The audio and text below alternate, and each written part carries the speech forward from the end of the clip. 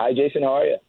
I'm doing good. So we brought you on to specifically talk about Bob Bradley's time in Egypt because for me, I think that look, he was the U.S. men's national team head coach for a number of years. He won a group at the World Cup. He had some moderate success. He obviously was a success in the domestic game here, but it's that time in Egypt that really sort of formed who Bob Bradley is as a person and as a coach. What memories do you have of Bob Bradley's time there that stand out as to what Bob Bradley is all about? Well, basically, like you said, Bob Bradley was quite a success as a U.S. national team manager, and I think when he was first appointed as an Egyptian national coach, he brought in that as journalists and sports fans, basically. We knew what we were getting, and we knew that we were getting quite a good manager. And he actually proved that a lot. Especially, he warmed up to the people. The fans truly loved him. The players loved him. Because here's the thing with Egyptians, especially Egyptian players, they're quite moody characters, and it all depends on how the manager is. And it really needs a good manager who can manage players quite well. To get that Egyptian psyche of how to deal with Egyptian players. And when he first came in, Bob Bradley is a very meticulous coach. He's a very hard-working coach. He knows what he's doing. He's not afraid to try new stuff.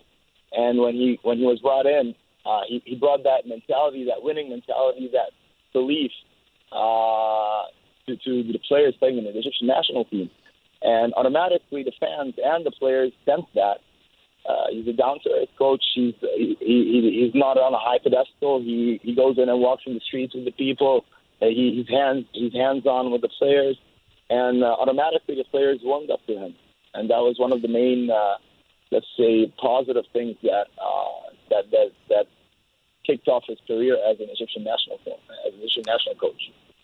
Mohamed, in your experience covering the game, do you get the sense that there are a lot of coaches who sort of just go through the motions? Or I mean, Bob Bradley stands out because he puts in the work, and I guess that's interesting to me because not only is that a credit to Bob Bradley, it's sort of a criticism of the managerial position in a lot of cases. Yeah, no, definitely. I mean, he does put in a lot of work, and one of his main attributes, there's one thing that pops into mind is the way he dealt with Mohamed Abou Trika, who at that time he still is, was the biggest Egyptian, one of the best Egyptian players to ever play the game.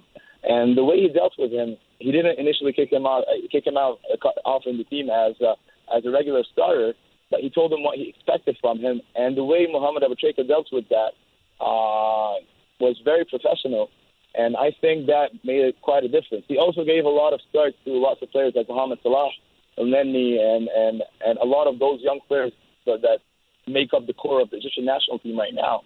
And he wasn't afraid to give that start to them and to have that belief in building up a new team with a new, different mentality of winning and having that belief in those players. But again, unfortunately for him, the incidents of Portsaid happened, so that's another whole issue.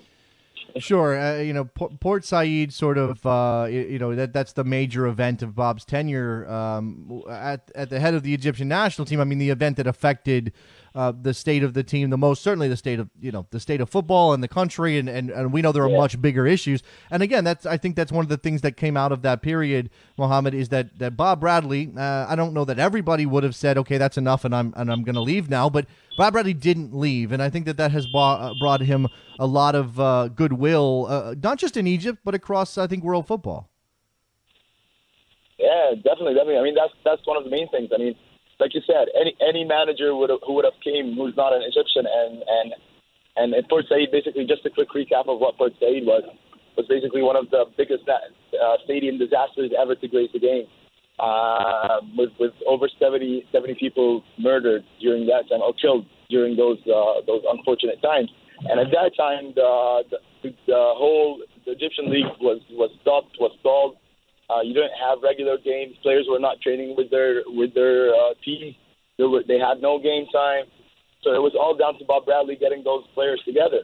And during that time, so it was quite an unfortunate time for Bob Bradley. But again, he dealt with it in a very heartwarming way, in a very human way, where basically he went down the street. He was very supportive of the players, understanding of how the players were, their mentality, their psyche, because a lot of the players, especially the big name players, were affected by Jalali. Obviously, like the likes of Abou Trika, they all had this issue in their head that they were going to retire. They didn't want to play football. Nobody wanted to do anything. So it was all grouping those players together and showing them that they had one aim, and that was to reach the World Cup. And that was, unfortunately, we didn't in the end, but we can talk about that in a bit, I guess. Well, Mohamed, I mean, to that point, I mean, so we have some tweets as we talk here about that situation, the suggestion that Bob's tenure in Egypt is overrated because, of course, ultimately Egypt did not qualify for the World Cup. Now, and I guess what I would ask you is, one, do you think that that's true? And number two, I think what's important is you sort of just determining or analyzing how dramatically the shutdown of the league impacted Egypt's chances.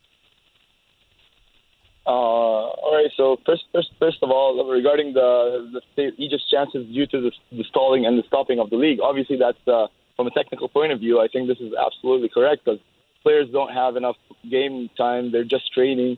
So obviously, how the players perform week in, week out, it's not assessed by the manager. It's not assessed by their teams. So they're lacking match fitness. They're lacking game fitness. So obviously, that's one of the main reasons that affected that. As well, we didn't reach the World Cup since 1990. So it's not a new thing that Bob Bradley comes in and we don't reach the World Cup. But again, we had quite a strong group with Ghana in there. So no, I don't think it's been an overrated tenure with the way he dealt with and the situation that he was in. He actually played quite well in a lot of games.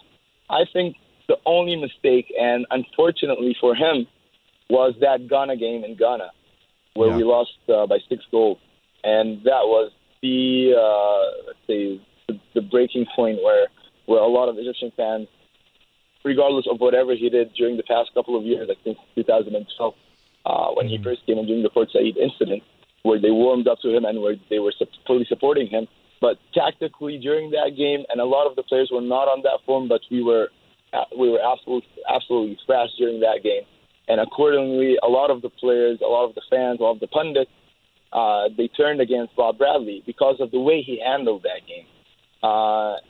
A game against Ghana, an away game against Ghana, against a very strong Ghanaian team, it's not an easy feat. But at the same time, we could, if we came out of that game with just a 2-0 scoreline, or let's say a 3-0 scoreline, or a 3-1 scoreline, let's say for example, we could have played quite well in the return leg, and we would have actually made it to the World Cup. But the problem is the goals just kept on popping in, and the way he handled that game, unfortunately, for me and a lot of people, was not the way it should have been handled. But again, for me, that doesn't take away from the fact that he was during that time an influential character to a lot of the players who now make the core of the team, including the likes of Salah and Menni and other players. So I think he's a great manager, to be honest. His only mistake, in my opinion, is the Ghana game. And if it weren't for that game, we were probably playing in the World Cup, and he would have been probably the manager of Egypt up until now. Well, Mohamed, it's interesting, though, because managers are judged on those games, especially in those moments with the stakes being as large as they were for Egypt. Yeah. I remember watching that game and just being my jaw dropping, watching Ghana pump the goals in because, as you said, and Bob Bradley has a reputation of managing pretty well in big games, setting his team up to succeed. And for whatever reason, it came apart in that one. I don't know the whys here, but when we look ahead now, as Swansea has made him the first American manager in the Premier League, people are going to point to that game and say, well, look, he couldn't handle away to Ghana in World Cup qualifying. How's he going to handle away to Manchester United, with relegation on the line? Yeah. No, I don't think that's, well, basically, there's always a learning experience. So I'm pretty sure that he's learned from that game more than he learned in a couple of years of him managing in the game, because for him to manage that game, it's I think he could have managed it quite better. But at the same time, you had the players, the performance of the players playing that game, because a lot of the back line didn't perform up to the standards that it should have been performed during that game. And his mistake was not basically playing or maybe taking quick decisions to ramify the loss or ramify the goals that were popping in, like you said. No, I don't. I think he's quite a good manager again, and I think he learned from that game a lot, and during that time in Egypt. And the only question would be is that how will he fare week in, week out, coaching or managing a team like in the Premier League versus managing his success in national teams, because obviously most of his success was in national teams rather than managing club teams or managing club level teams. His two past stints weren't that great, but again, he has this big chance to prove that U.S. managers basically have got it in them to make it in the Premier League, and I think he's quite a smart manager and a hard worker. So I'm pretty sure that he'll have an effect on the players if he gets them on his side. My only concern would be that the Swansea fans are pretty much not warmed up to him quite yet. So I think that he doesn't have quite the support of the fans or the backing of the fans quite yet, because they're obviously a bit skeptic of how he's going to fare. But looking back on his past managerial experiences in the U.S. team and in the Egyptian national team, and the way he deals with the players, the way he's not afraid to try out new stuff, the way he bloods in new players and how he gels them in together and makes them think as one unit, I'm pretty sure that you'll see a Swansea side which has a lot of grit, a lot of courage, and who won't basically settle for a 1-0 score up until the 90th minute and will give it their all. So I think that's what he'll bring to the Swansea team. And we'll just see how the fans will warm up to him. That's like that. They need that fight, obviously, to avoid relegation in this particular season. Yeah. Mohamed Seif joining us. Follow him on Twitter. MOHSEIF is his Twitter handle over at King Football as well. King Foot, the Egyptian football website. Thank you very much for the time, Mohamed. Thank you for coming on. Appreciate it. Thank you. It's a pleasure of mine. Thank you very much, and good luck to you guys, and good luck to Bob Bradley as well.